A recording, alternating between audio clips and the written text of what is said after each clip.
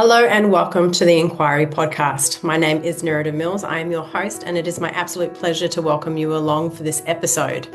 What we do in the Enquiry podcast is really explore and inquire with experts in their field in regards to what it is that actually creates a human experience, and more importantly, what it is that we can use to influence the human experience for our own development, growth, and expansion. So welcome along. Let's dive in, and I hope you enjoy.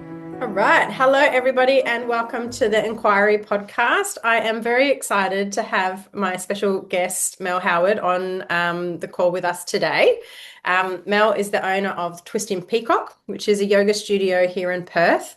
Has a very, very good reputation. So I'm really keen to get to know you a little bit more and share your wisdom with the people. So why don't we start off by introducing yourself and letting us know a little bit about who you are, where you come from, what's important to you.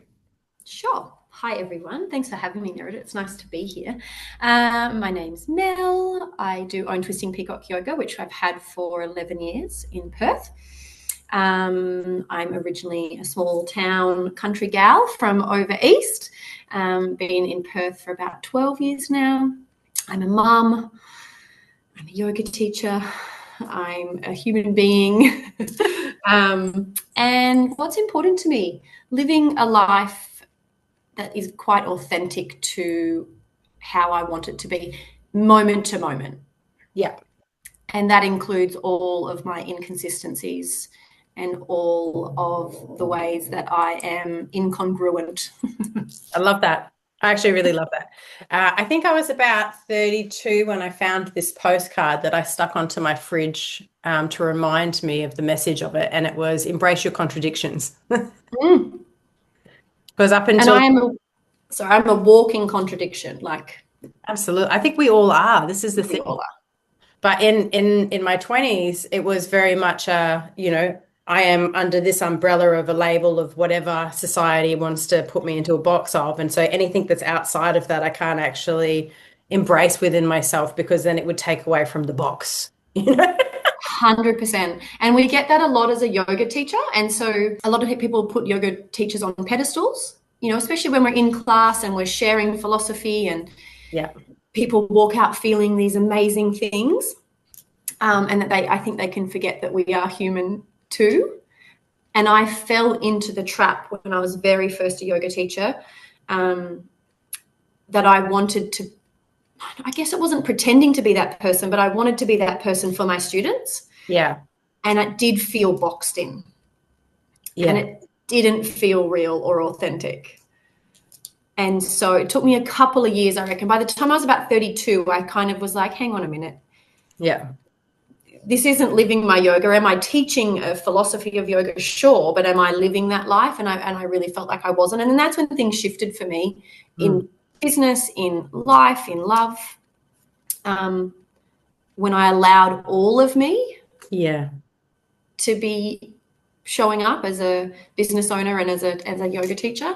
So with all of my delightful inconsistencies. I love that. So what are the, this is a bit of a pokey question, so feel free to tell me that you don't want to answer it, but what I would love to know, what are some of the things or some of the elements of self that you previously didn't allow that you now embrace, and how have those things served you in those other areas of life that you're talking about? Yeah, beautiful question. And I'm like such an oversharer, like I'm here. So anything is welcome. And if I don't want to answer, I'll let you know. Yeah. So a big part of my backstory is that I used to be a drug addict. And I think when I very first started taking my yoga seriously, it was still a form of escapism. Yeah. I hadn't bridged the gap to it being a healing thing that I'm drawing it back to myself. So I was using it still to escape and still to not be. So that took a little while to realize too. And then by the time I'd opened the studio, I think I was just 30, I was still dabbling in taking recreational drugs. I was no longer a drug addict. I haven't been since I was 19, 20. Yeah. But I was still doing that. I was still drinking a lot. I was still very much kind of in that party lifestyle. And I was pretending that I wasn't to my students. You know what I mean? I was showing up like I was this Om Shanti Shanti, you know, and that just wasn't the truth. And I was doing it just because I was scared. I didn't think people would want to come to my yoga classes if I was this very real and human aspect. And then when I realized in that, I started to embrace that my students would love me for all of me, and perhaps even more. It was about 32-ish. And when I just shared that I was one time, and the way my students responded to that and held me in that, just I kind of went, oh, that's not a disservice to my students by not being all of me. It's actually a positive. Absolutely. Yeah, I think it's so important because we're kind of conditioned to walk around in these, you know, boxes of masks that we've created to be socially acceptable human beings and to show that we've got our shit together, and, you know, that our life is the way that it's supposed to be in said given box. And what that breeds in a lot of people is shame. Because we just feel like we're not, like, if I'm not all of that, then what am I really? And then I'm a failure, and that, yeah, whatever story. And then the story, the spiral. Yeah, there's a really beautiful philosophy in Buddhism, and I haven't studied much of Buddhism, but just a touch. It's called the second arrow. Have you heard about that? No. So the second arrow is, so the first arrow. Sorry, continue. Yeah. So the first arrow would be the fact that, okay, I was a drug addict. Like that's a bit of a thing that I did to myself that wasn't the best life choice, and it caused a lot of harm to myself and my life. But the second arrow is that I shoot myself with shame and guilt, and then that I don't show up authentically, and then that has cascading effects. Yeah. And I really try now to be really focused on what are those second arrows. If something's coming up as suffering, I'm going through something, I try to remind myself not to shoot myself with those second arrows. And that was one of my big things back then, is like, no, it's not shameful, not bad. And how can I be whole, like in my wholeness, if I'm denying a part of who I am? Yeah, absolutely. Well, because I'm sure being a drug addict has served you to be who you are today. And I 100 million%, like, I couldn't be this version of me if I wasn't that version of me first. Yeah. So what are some of those lessons that you've brought forward from that experience? Because there's so much stigma around it, right? And I think it's really beneficial for just that inquiry around, and for people to hear the inquiry and the reality for people in the lessons in the hardship. Or so I think perceived, you know, self-punishment. Yeah, so I think some of the lessons that I can bring, especially to my students, is that I'm just like a non-judgmental, like, of where you have been or who you were yesterday has no, it doesn't shade my version of who you are today. And so I think that comes through in my, and I used to do healing sessions as well, and that came through in my healing sessions. Currently studying counseling as well, holistic counseling, and I think that will show up a lot in that I just don't have that judgment of who you used to be as to, you know, what that means now. It also means I can kind of be on a level with people who, because a lot of people who find yoga or come for a healing session, they are struggling with life, and I've struggled, struggled quite a lot. And so, and I know how much I struggled and how much I never thought I could be this healed version. Healing, not that I'm completely healed, I don't think we ever are. Yeah. But I never thought I could be this version of me, ever. It was so far off in the distance that it wasn't even a prospect. Yeah. It's nearly scary to hope for, isn't it, when you're in that? Yeah. And so to know that that I was that, and I house one of the busiest minds, I house one of the most judgmental on my own self minds, to then now be this version, that I think me being able to hold space for that in other people, not even speaking that out loud, but just that energy that I bring, I think people can feel safe coming to my classes, my sessions. And so, maybe that's one of the biggest lessons, that you can change. Yeah. Like we are not these linear beings that just go from one and continue on this one path. Like it's like this huge roller coaster, and we can grow and change and heal, and that we're all worthy of that. Yeah, that's beautiful. I really love that. I want to circle back to something that you said earlier in regards to when you first found yoga. It was a distraction mechanism for you, right? Because it's such a interesting topic to dive into. Give you a little bit of context. My ex-partner, who's passed away now, but he used to oscillate between highly spiritual, and I'm talking, yoga, meditation twice a day, vegetarian. We were on a very strict diet to help elevate the mind, and like the extremes of the spiritual path. And then if he had one cigarette, one beer, one cigar, one piece of meat, straight to the opposite end, and it was the drug addiction and the alcoholism and smoking like a chimney and all of the rest of it. And so this was the relationship, right, was this massive swings between those two. And so it's interesting that you say that, because that's something that I noticed in that dynamic as well. You had a lived experience by being a part of it. Yeah, and it was still trying to escape the actual humanness of himself. And so I'm curious as to your own experience in that. I think a lot of us do it, and mine was yoga. So at first was alcohol when I was 12 or 13. Then it was drugs from about 16 until about 25, and then it was yoga. Do you know what I mean? Like I'd put so much into my yoga practice just to escape what I was feeling, and I just did was very physical practice, and the same as people would use the gym or kinesiology or Reiki, but there's no integration. It's just this thing we do. Ice baths is one right now, or saunas. Like there's these things we do that have good benefits for us, and it's a start. But I think until you start like integrating the lessons from whichever things you're choosing to do and actually going inward rather than seeking it from an external perspective, then nothing changes. Nothing changes.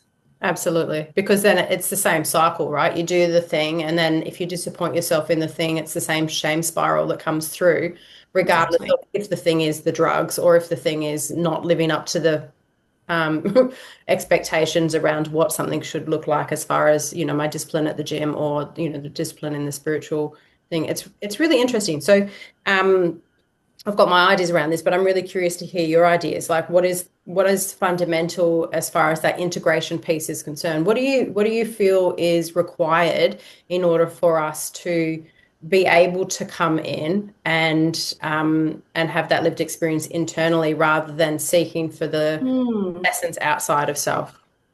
That's a really good question. Perhaps a willingness to be vulnerable. Like that would be one of. This is just from me speaking, definitely personally, but I'm sure now if I really think about it and see my friends and family and my students and who've been on these journeys, like a willingness to be vulnerable would be one of the biggest things, because you can't go inward and open into all of your neuroses and skeletons and all of the things without being like ready to be actually vulnerable with your own life. So that, what else? I think that would be like a main one. And then a slowing down, a stopping of us. I think there was being on a healing journey, you're kind of a seeker, right? Like you're seeking something. And so there needs to be a slowing down of seeking things outside of yourself. So open into vulnerability, stop seeking things from outside, and start like really tuning into your own internal dialogue, your own internal landscapes.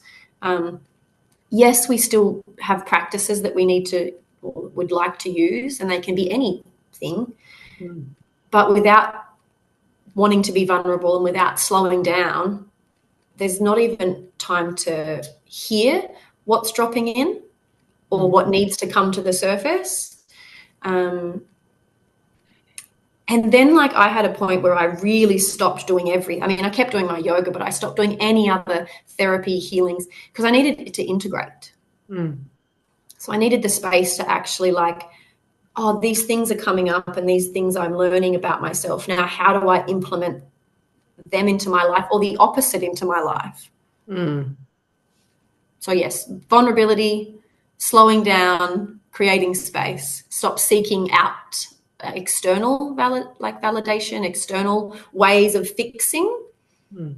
Remember that we are already whole. We just have to remember that we're whole. It's not a fixing, it's a remembering. And then integration. Yeah, I love that. It really, sounds right. That's right to me.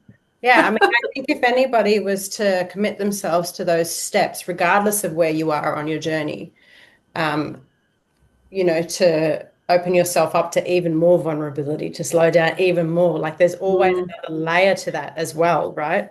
Totally. And my way with it too is not linear, as far as I have these real moments of like being really slow and present, and life is feeling expansive, and I'm watching sunsets and I'm laughing with my little boy and I'm being really present with my students, and then I'm really fucking not, you know, like it's like I'm really not. So it's a forever continual process, I think. Well, the waves come in and the waves go out, right? Right. Yeah.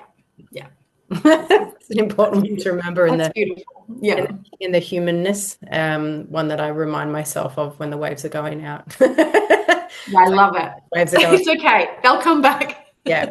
Okay. Amazing. So I guess from here, what would you love to see, or what are you in creation of at the moment? Gosh, at the moment I'm in a little bit of a busy stage of life, you know, like I'm aware of that. I knew that I'm studying. Yep. I'm a single mum. Yep. I run a business. And I'm trying to homeschool my child. Yep. So I'm just in a bit of a busy stage. I'm also in a new relationship, so I'm trying to put a lot of energy into that as well. And so I think I'm not stressed. I'm okay with where I'm at being busy at the moment, but I don't have a lot of space at the moment for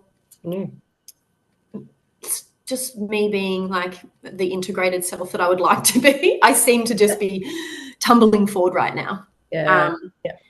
So I'm actually randomly I think I'm going to send my child to school, which has never been a priority of mine, but I think that will create some space. And then I think I'll be a better mum having a bit more space with him at school. So for me right now is just finishing my studies. Which I've got about 6 more months to go.